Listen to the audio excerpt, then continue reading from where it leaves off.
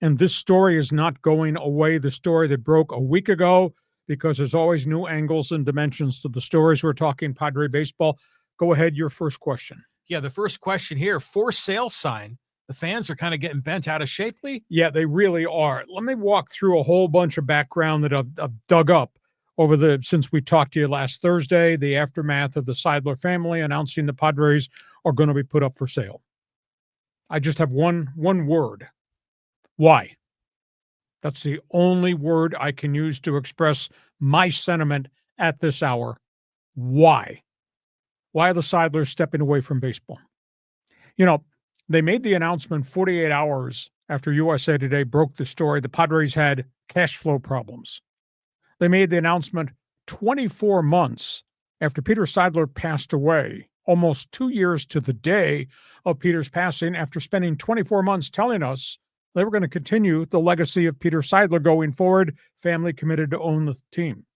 They made the announcement 2 days after the street sign ceremony honoring Peter Siedler and his memory right outside Petco Park. Padres have $450 million in total debt. Padres have $981 million in contractual commitments to their top 7 players going forward. I think the Siedler family understands the economics of the game. There is uncertainty about what 2027 might look like, and they might be on the hook for salaries. And I think the more realistic thing is they've tapped out this market. They have taken as much money as they can out of the San Diego market in terms of ticket revenue, advertising revenue, sponsorship, sales, etc.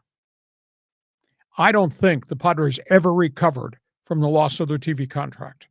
Remember, they had a $60 million a year TV deal from Bally Sports. Regional sports networks started to collapse. They threw their lot in with Major League Baseball, let them produce it, got some money from MLB. I was told they're getting less than $30 million rights fees. And it's just not in San Diego. A lot of other people, the Minnesotas, the Pittsburghs, Colorados of the world, all got the same problem when they got hurt by the regional sports network. I think there's also a reality that this leadership has allowed that general manager, A.J. Preller, to buy on a credit card for years upon years, and they keep buying on the credit card, but the bill has come due. They're facing deficits. They don't want to face any more cash calls. And I think the bottom line emotionally was Peter Siedler was a baseball man. The brothers, and to a degree the wife, have no knowledge of the business of baseball and don't want to be on the hook for the massive box of financial things they would be accountable for if they were continuing to go on. I said on KUSI on Saturday morning in my sports commentary segment, they have every right to sell the team. I wish they weren't, but they have every right to do it. And they might get a sales price of $2 billion.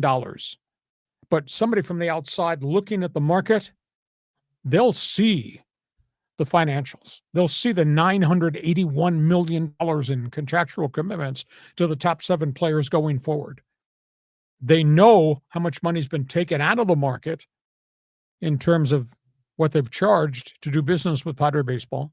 They know about the loss of the TV contract. So any prospective owner understands the economics of where the Padres are. The fans don't. And fans have really been harsh on social media. Now, you can slough that off and say, fine, that's just an odd crackpot opinion. But amongst the most tainted things the fans on social media said in this last week, the Siedler brothers are acting like they were born on third base, like they're entitled to do what they want to do. The family has lost its trust in the community in terms of the way they've led this franchise recently. Siedlers equal profiteers. Don't ever use the word Siedler legacy going forward. So fans are really upset. There's a great unknown out there. My right hand is of the opinion there will be money people who will come front and center and put in a bid on this franchise. Guys that have owned other franchises, guys that have wanted to be in Major League Baseball, they see the dynamics of the marketplace. There might be a $2 billion offer out there from somebody with deep financial pockets. That's what the right hand says, but the left hand is of the opinion everybody sees in baseball the financials and knows where the Padres are financially and what they have spent, what they're on the books for, and how much less they're going to be able to extract out of the community because the community might be financially tapped out. So, John, the only thing I want to know from the Siedlers, and I got great respect for everything they've done. I had a great relationship with Peter. I have a strong relationship with Tom. I don't know the other brothers, but the only thing I can ask is why? Shouldn't we have an explanation why you want to sell the franchise at this point, 2 years in, having given us 5 years of really good baseball? So I've given you a lot of different angles. John, step up to the podium, hit a home run here for me. What is this, like a hit job on the Siedlers, man? Well, the fans are, not me. Yeah, I mean, the way what you read there, I mean, by the fans was just awful. And I'm thinking we had the greatest. It's a shame, by the way, that the greatest era in Padre baseball, and we still don't have a ring. But this has been a great time. The Siedlers have been wonderful. So, is the market tapped out? No, not at all, Lee. I mean, they sold out, 72 out of 82 games? I mean, that's telling you that they're having to cut people off at the turnstile, because they could raise ticket prices even more and maximize more revenue. Is there a better TV contract out there? Probably. They had to do the one with MLB, which was probably not as elegant as it could be with, if you had your own network. I mean, there's still a lot of other possibilities. And I don't even know, I mean, how much has the business operation of Padre Baseball leveraged Baja California? Is there a lot more upside down there? Could be. But, as far as I'm concerned, they're not extracting money away from people. You sound like the tax man. What they are is just trading, and they're providing an entertaining product on the field, and fans are showing up to Petco, or they're paying for their subscription for Padres TV. People love the team here, man. So do you think it's the uncertainty of new owner, considering we know what Peter Siedler and his legacy have given us for 5 years? Do you think it's the uncertainty of here we go again? Or are fans just not paying attention to what could happen because we have now seen what a proven market this could be?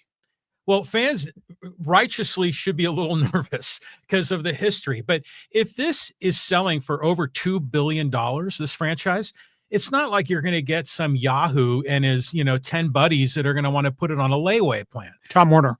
Yeah. Or what was the guy, Jeff Morat? You're going to be attracting, some of those names that you've mentioned in the past, Bezos and Ballmer and Cuban, that are not only billionaires, but are also sports fans, because being an owner of a sports franchise kind of makes you even more of a celebrity than you already are. So my instinct tells me we're not going to have like some greedy owner that's going to penny pinch. And I think we're going to I think the potential for a even better owner is greater than having a worse one. Okay, so let's go back to my original opening comment. One word. Why? Why are they selling the franchise? Well, I don't know. Do they necessarily need to explain themselves? I mean, when you sell your car or your house, do you have to tell the community why? We're curious. I mean, I think you mentioned that John Siedler's not a baseball guy. My hunch is that he's got obviously assets. That's what the whole Siedler group is asset management, and they're maximizing the value of what they own. And they probably are looking at a baseball team and saying, I can get better return on investment if I'm putting my money into these infrastructure projects or whatever they're working on. And, he's probably thinking, I don't want to dig in my pocket to have to subsidize what should be an asset returning value. So he's probably thinking, I'll just put my money elsewhere. And I don't blame him for that. But, of course he has a right. I mean, why would he not? We're just a little bit nervous because we don't know what we're going to get. Okay. You got an opinion. We've given you a lot of different financial data as to why I think this is happening. I would like an explanation. Please answer why this is happening. Fans Forum chat box is open. Fill it up. Padre fans invited to join the conversation.